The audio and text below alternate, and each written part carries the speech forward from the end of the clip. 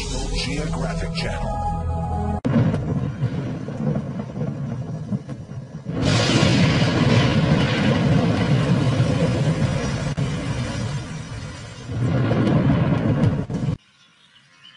These are the risk-takers.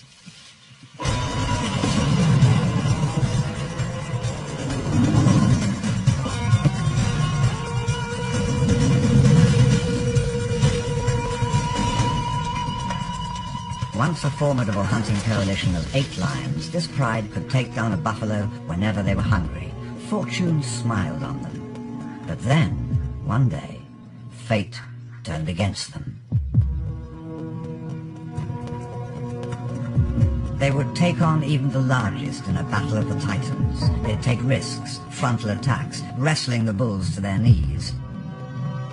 They'd collapse their prey forward, unlike other prides who will avoid injury and stay well clear of the sharp hooves. These were the bold lions of Duba, to whom the slashing points of a bull's horn were nothing more than an obstacle to be overcome with brute force.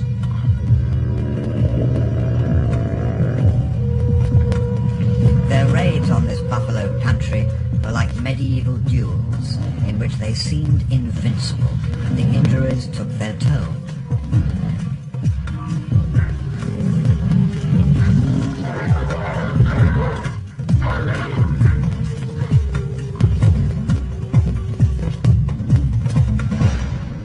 The pride withered away from 8 to 4, and finally, after this kill, just 3. The country pride is doomed.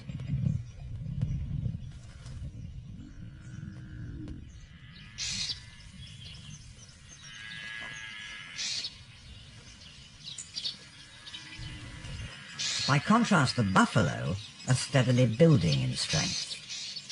Within this seemingly chaotic mass is a surprising, almost military organization. Kinship groups, like small regiments making up brigades, in their clans and herds. As they hone their weapons against trees and shrubs, they signal their aggression. Constantly reinforced bonds protect the young and bolster their group strength. The buffalo are more than just prey for lions.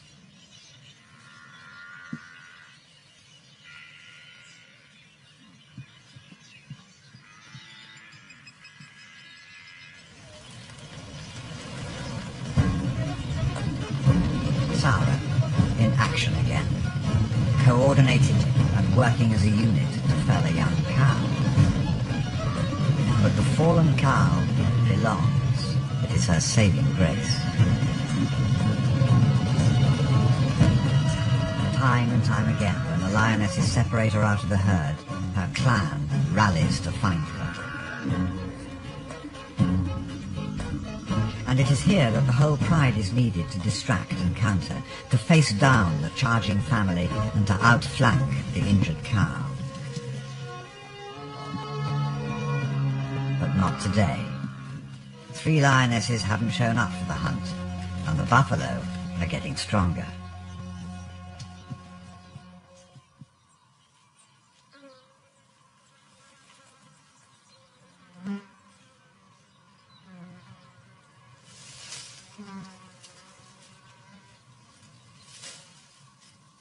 The skimmer pride, hungry again on the northern bank and with nothing to do. The cubs urge their mothers towards the channel, ready for another insurgent adventure. The mothers take the bait, even though they're wary of alerting the resting sorrow lionesses.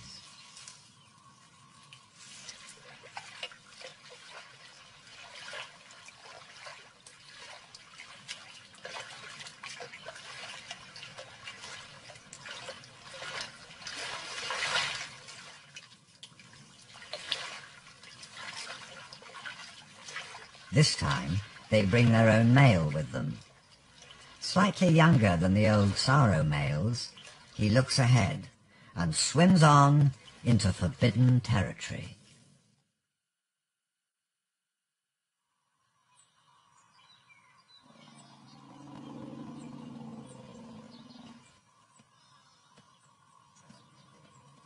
Now, in the tense world of a forbidden land, on the wrong side of the river, the skimmer cubs are intrigued by anything that moves.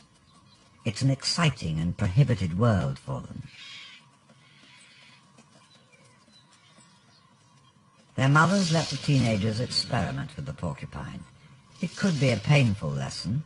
Lions are often disabled by those sharp quills. The barbed point will cause infection, and with lions that are constantly in and out of swamp water, these infections could kill them. But this play gives the cubs experience they need to have.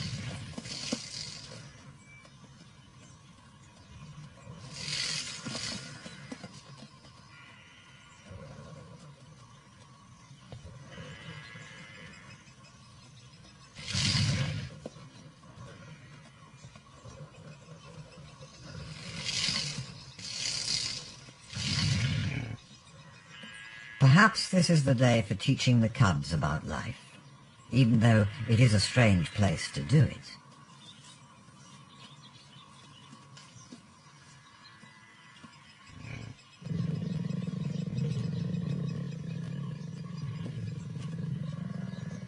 The buffalo are an ideal canvas for that education.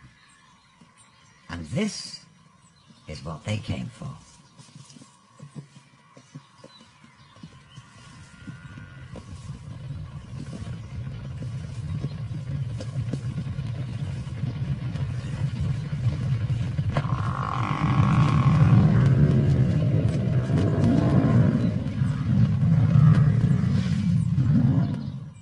Sound carries forever here, especially to ears attuned to the one prey species they know well and the one signal of distress they know intimately. The cow is an easy target, but the herd has been emboldened by a wave of successes in seeing off such attackers. With each success, they develop more confidence.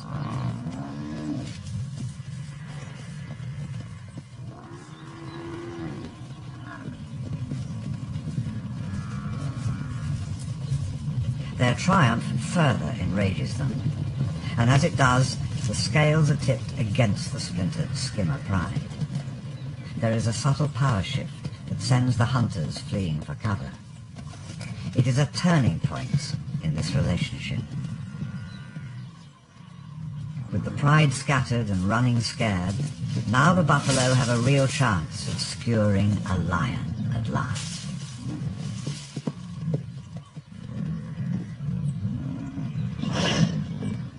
It turns into a chaotic scramble for safety for the surprised young lions.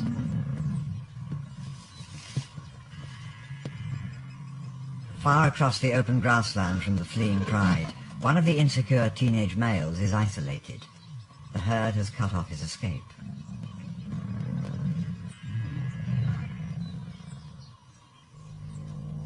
The Zorro pride has heard the commotion. They're here.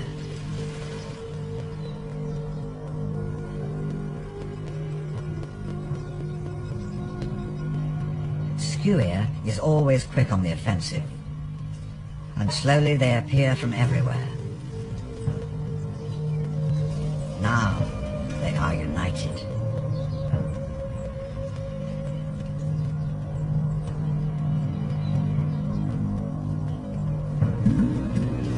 The skimmer lions are too shaken by the buffalo's aggression to notice that the lions coming at them from all directions are not from their pride. It takes a moment to notice the fire in their eyes.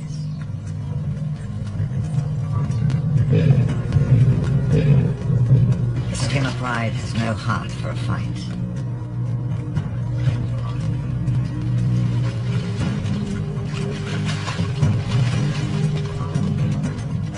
The strength of being on their own territory weighs heavily on the side of the resident males. Zorro males focus on any foreign male, leaving the females to their own battles. This is male business now, one-on-one, or if possible, two-on-one.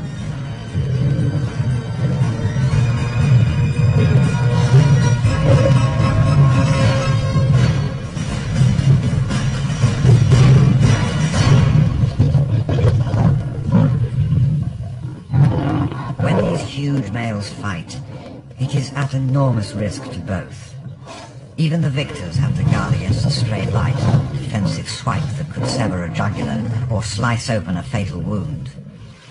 Slowed down by the water, the cubs are taking a risk of their own in crossing. The incensed Saro females could easily cross right in behind them and take the fight to the far shore. So even though the odds are stacked in their favor, this attack is not driven to the point of death. This time their point has been made. This is our land and we will defend it. The boundary has been secured.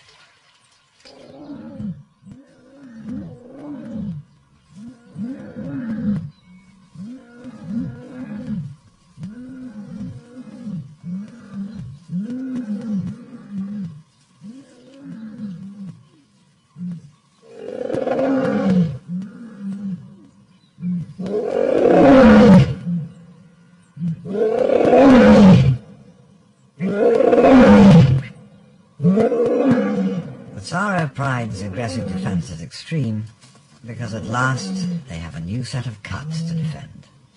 Hunters by nature, they seem to know what they are born to. Their play is a dress rehearsal for what will one day not be a game.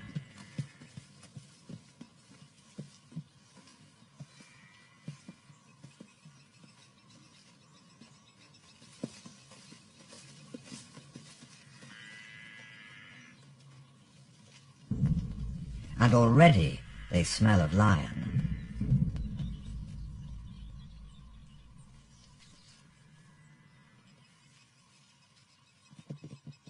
It is a scent that drives the lead bulls wild.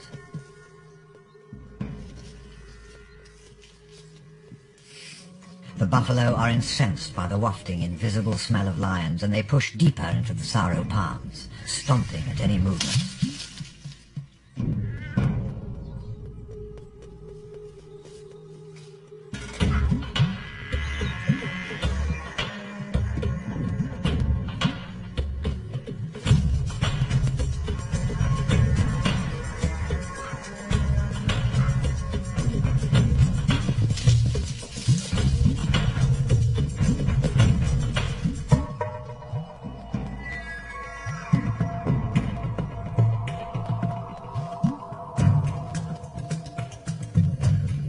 Twin mothers have arrived, drawn back to their cubs by the weight of the milk they carry, and when they see the chaos around them, the low growls of displeasure begin.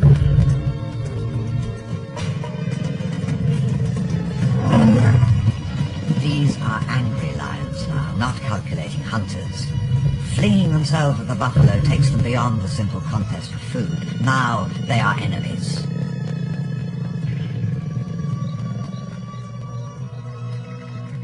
When their thrusts are countered, the scales are tipped in the delicate confidence game that drives everything in nature. But any retreat would mean sacrificing their cubs. Not these two mothers, not the twins.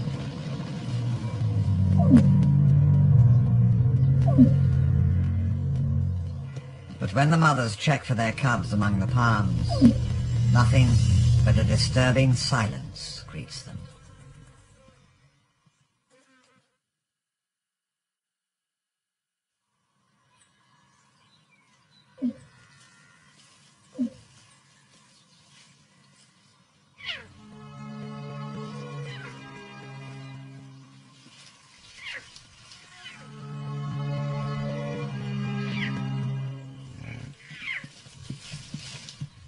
Only half of the cubs seem to have survived the buffalo onslaught. But then, from the safety of the palms, 3 more, and finally, all of them come tumbling out, with only 1 casualty. Most lions recover well from the deep cuts they endure in their violent life, because of their thin skins and the dry climate, but in the swamp, injuries are kept moist and raw, open to infection. The twins decide as one to move the litter away from the aggressive herd of buffalo. For the injured cub, this may be the worst time to have to go on a long march, especially when the only way ahead is through water.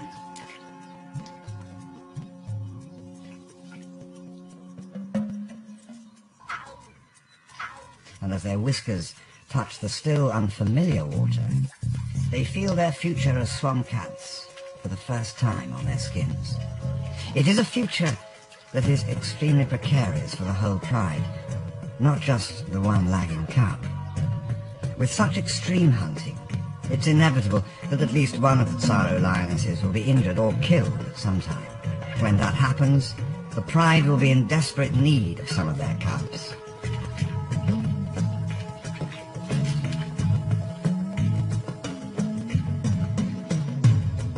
It is essential that they keep the hunting numbers at the ideal 8 or 9 lionesses. This, then, is a precious cargo.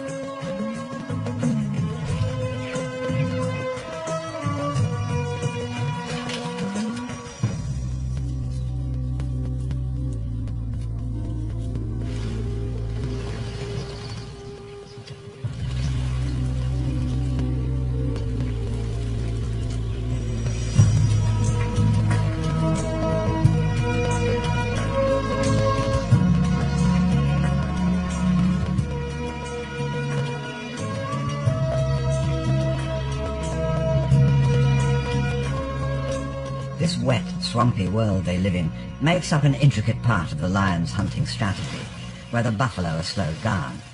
But it also wears out the lions. Both they and their prey are more vulnerable in the swamp.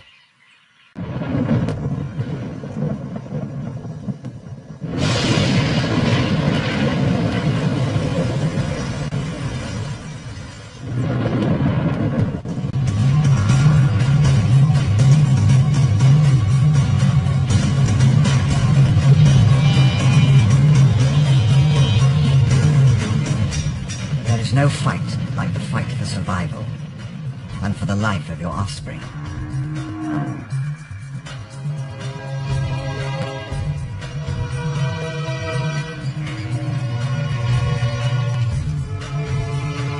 But these lions will not accept failure. A charging buffalo doesn't strike fear in their hearts. It spurs them into a deadly game of attack and counterattack, thrust and parry, a relentless duel.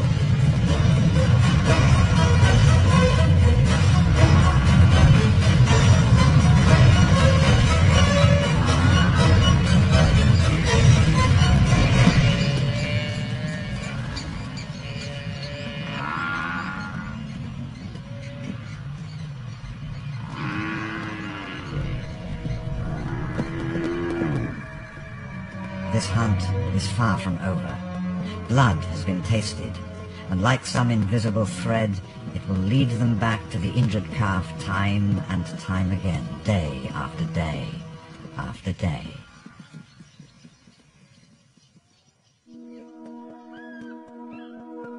For this is an island, surrounded by an intricate web of thick papyrus swamps and deep water to the south and west. The buffalo are unable to cross the fast-flowing and crocodile-infested rivers. And to the north, deep channels carved out by hippos make it difficult for the herd to swim to safety in that direction. There is no escape for the buffalo. When they do wade into the maze of channels that ring-fence Dubar Island, they get entangled, confused, and ultimately are forced to return to the waiting lions. So what to us may seem a watery paradise is for the buffalo a deadly confinement, shrinking during the seasonal floods before drying out to a faded savanna where two great warriors rule. The males of the Tsaro pride. They are masters of all on this island, in particular the buffalo. They and their Tsaro females seldom let out of their sight.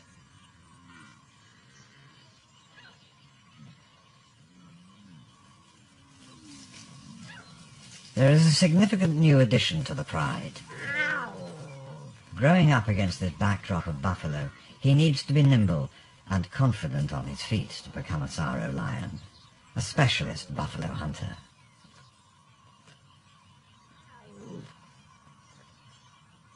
Because lions are cooperative killers, he must also learn how to be part of the pride and obey the harsh rules that govern it.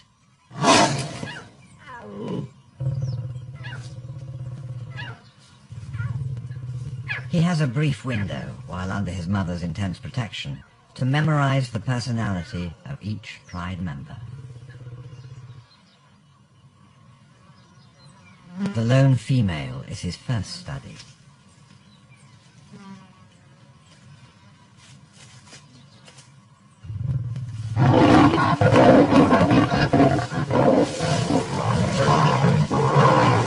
The mother's explosive defense only increases the tension in the pride and sets in motion a further and ominous isolation of the old female.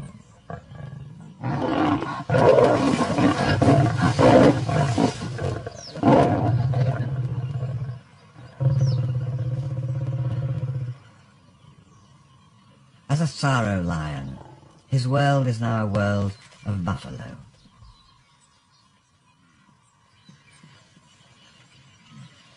Slowly, the clicking horns and occasional bellows will become as common to his ears as the sound of floodwaters rippling on the sand. Each day brings him closer to the time when he'll be ready to propel himself into the midst of the herd, unflinchingly throwing himself, just like his mother does, against the terrifying wall of horns.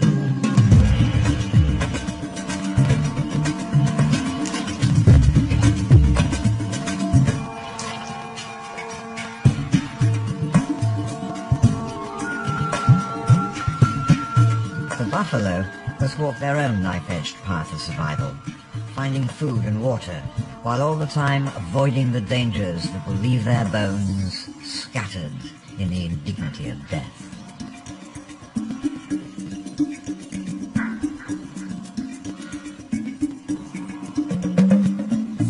The buffalo are crossing back into his mother's territory. She has anticipated the path of the herd's return perfectly.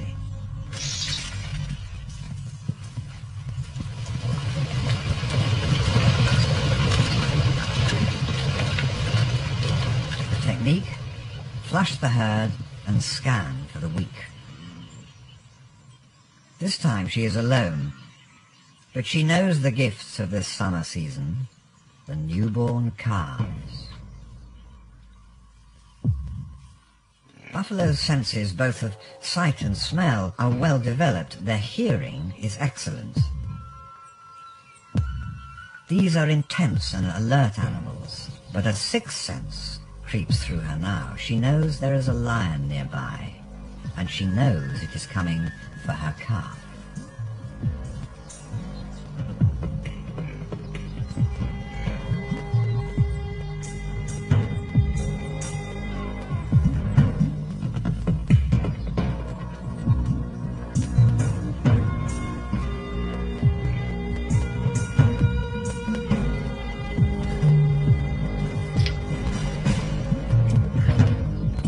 All cats have an instinctive fear of water, but when the mother leads her day-old calf into the swamp, the sorrow lioness doesn't hesitate to follow.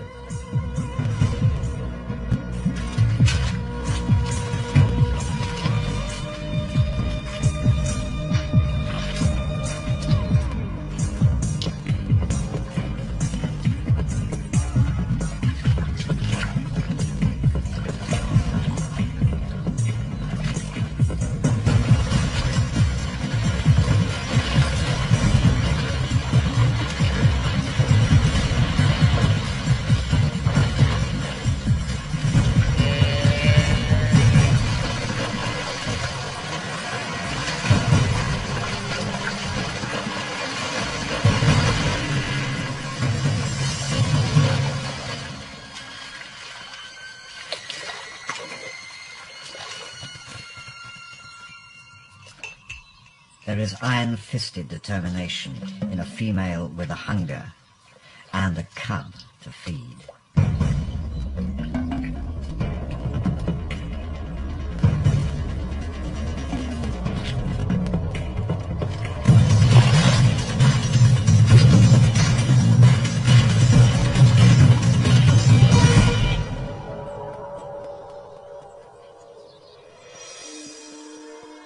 It is the trade-off that Africa must make from time to time.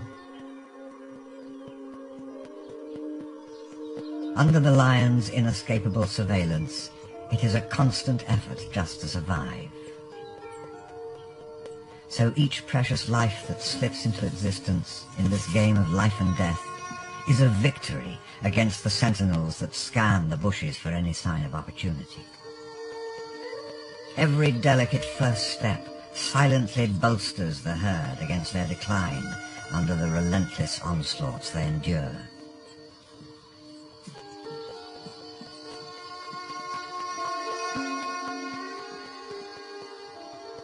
Each wobble, during the agonizing hour it takes to stabilize, is a celebratory yell against the fates.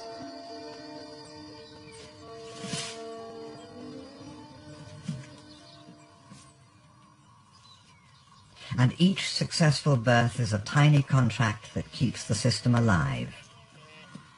The synchrony of births overwhelms the Tsaro pride with a flood of calves that outdoes their capacity to kill all the newborn. They're limited to what they can eat today, one calf at a time.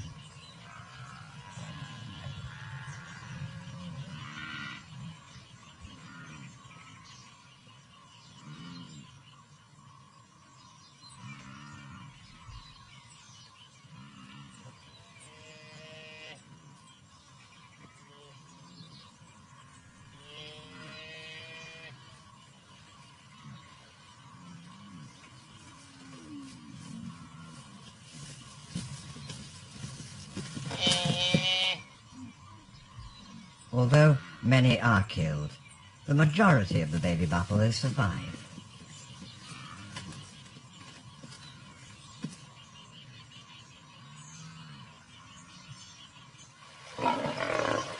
As the buffalo start to move, the lions of the Tsaro pride feel their pangs of hunger begin to stir.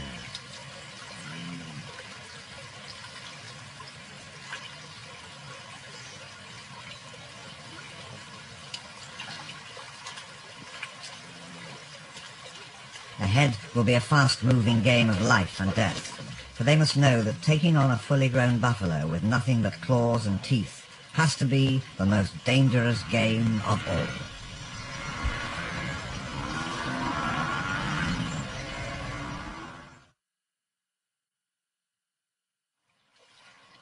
On this unique Okavanga Island, with its one herd of buffalo and 3 prides of lions, one would expect the nights to be filled with blood-curdling bellows. But strangely, these lions seldom hunt under the cover of darkness. So night-time is the herd's chance to slip away to the far side of the island, or even across the river if they can. The lion's diligence has kept the herd contained within the Tsaro territory for weeks. While there has been a feast on this side of the channel, there has been a famine on the other. The lions to the north, the skimmer pride, has been without food for too long, and now their hunger drives them through the water.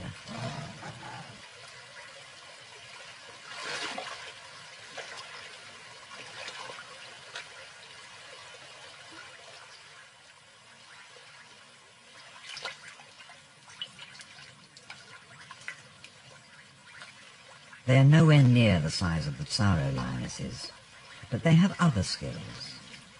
Now the skimmer pride has to risk making an insurgent sortie. Just 4 small adult females with 10 hungry and ineffectual cubs. They have to do this stealthily.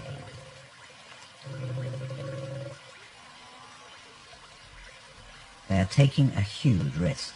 If they panic the herd too early, the Tsaro females are bound to hear the chase and react. Too vigorous an attack, and the cubs could fall underfoot of a stampede.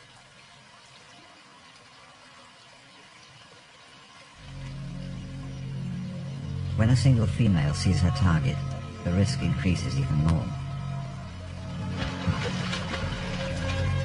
The only option now is a frontal attack. This is almost suicidal.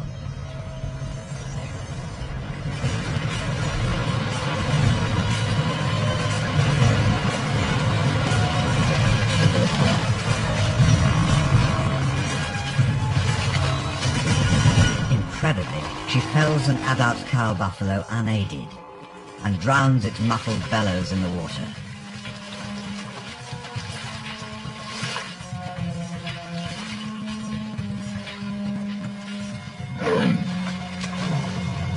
Their desperation sees off any intruders. A hurried meal is all they can risk for now.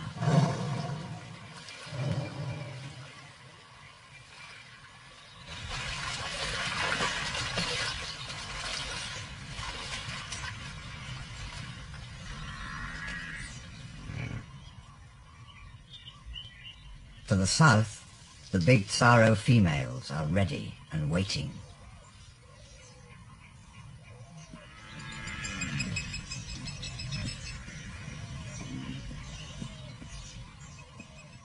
In a sophisticated and well-honed tactic of herding the buffalo, they first panic them with a strange growling charge. The object is not to attack, but to stampede the herd into the water. Only then do they pick off the struggling young as they flounder out of their depth. It is Silver Eye who makes the first contact, dragging her prey underwater to deliver mortal wounds before the mother can retaliate and rescue her calf.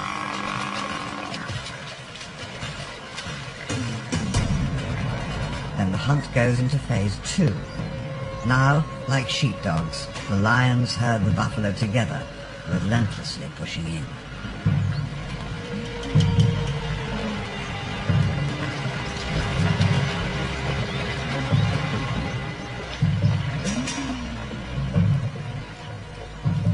It is clinical, this constant probing for weakness, the following through the floodwaters for up to 7 hours at a time.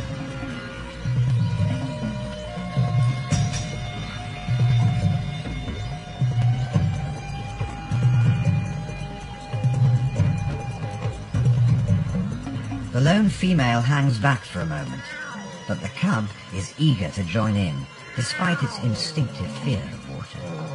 Water is an element that all Tsaro lions must conquer early to become what they are, true swamp cats.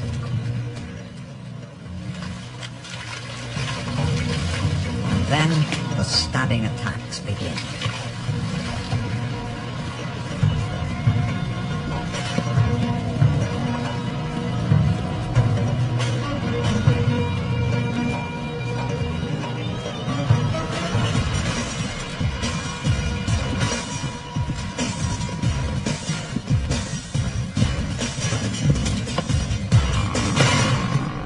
Each attack weakens the spirit of the herd. This is the hunt they were born to.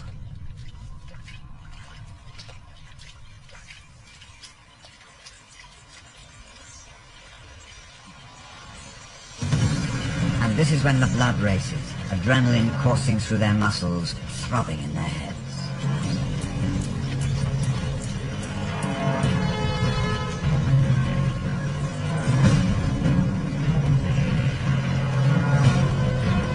The young are jostled between anxious mothers and defensive bulls, and this is what the lions have been waiting for.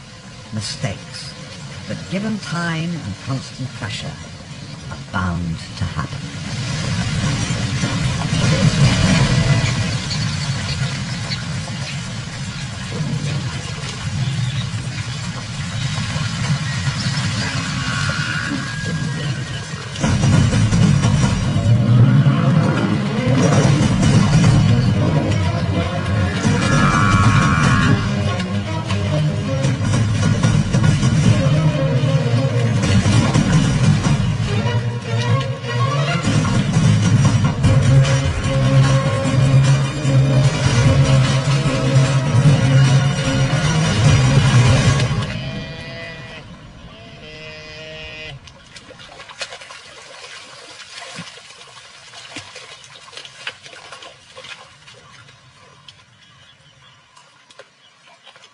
And this is what the masters have been waiting for. Each kill is eagerly observed from a distance.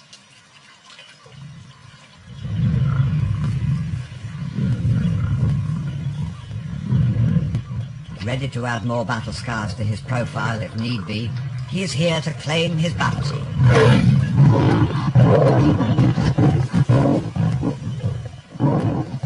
The lionesses have come to accept this unchivalrous behavior.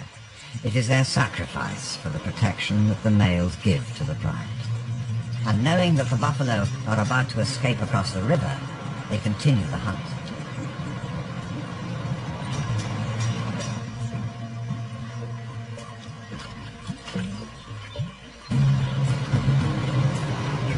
Females that have run and hunted hard will need the next kill to be theirs.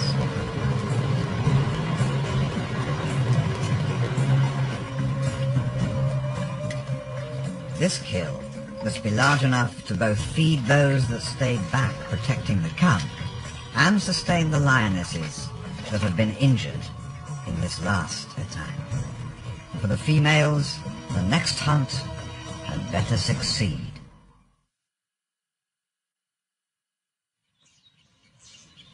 The buffalo on this island have developed an unusual tactic for defense. It seems to baffle the lions.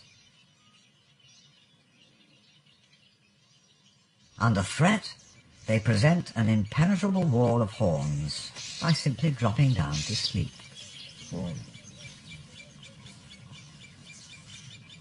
There are just a handful of hyenas on the island. When a new mother tries to move her cubs out of the way of the herd, she is well aware that she is being watched from both sides.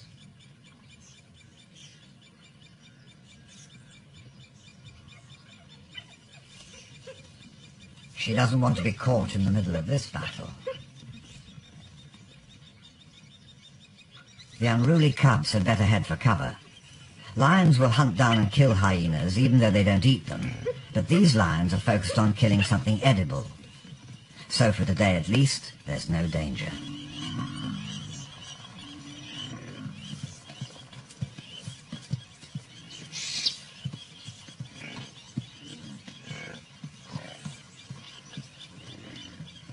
When the herd finally sets off, the lions slip into place. Only half the females are here today. Injuries from the last hunt have taken their toll, and the mother has gone off to search for her missing cub. Expert buffalo hunters that they are, the Tsaro females don't always get it right the first time.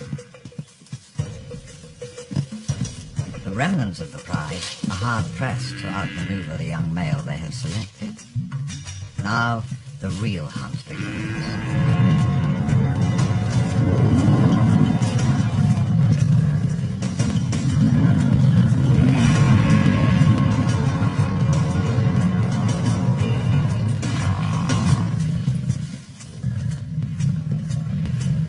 Defiant young bulls, determined to make it to their prime, are filled with the confidence that testosterone gives them.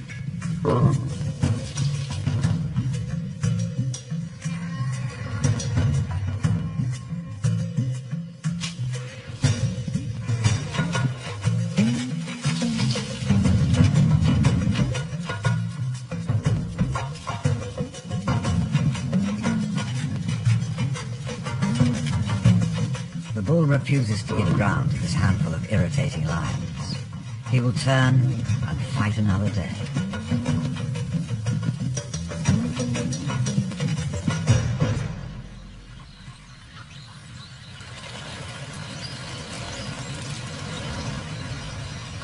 The buffalo are moving east again, out of the Tsaro territory. It is their chance to cross off the island. In their path, other lions, the Pantry pride, look forward to their arrival.